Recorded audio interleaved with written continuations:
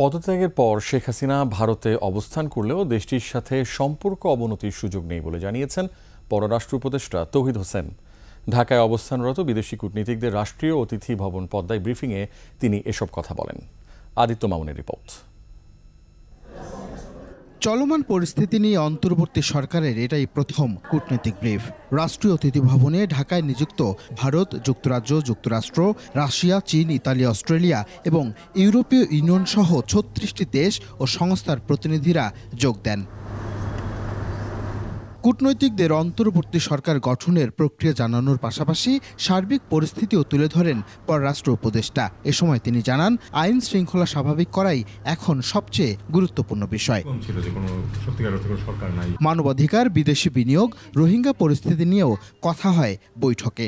এসব নিয়ে ইতিবাচক মনোভাবও জানান কূটনীতিকরা। The current situation of Bangladesh, I just want to say, it is internal affair of Bangladesh. Our policy is we don't interfere in any others' internal affairs. Please think of tomorrow and think of the future and only the future. Don't go to the past. বৈঠকের পর সাংবাদিকদের সাথে কথা বলেন তৌহিদ হোসেন। বিদেশিদের সাথে হওয়া সকল চুক্তি ও সমঝোতার ধারাবাহিকতা রক্ষা করা হবে বলেও জানান তিনি। আমরা কিন্তু কোনো কিছু অ্যাবান্ডন করছি না। আমরা কিন্তু প্রত্যেকটা বিষয় এটাও আমরা উল্লেখ করেছি, যার সাথে যে ধরনের চুক্তি আছে, যে কমিটমেন্ট আছে বাংলাদেশের বিভিন্ন ক্ষেত্রে, আন্তর্জাতিক পর্যায়ে, বাইল্যাটারাল পর্যায়ে, সেগুলি কিন্তু যে কমিটমেন্ট বাংলাদেশ করেছে সেই কমিটমেন্ট অবশ্যই আমাদেরকে রক্ষা করতে হবে।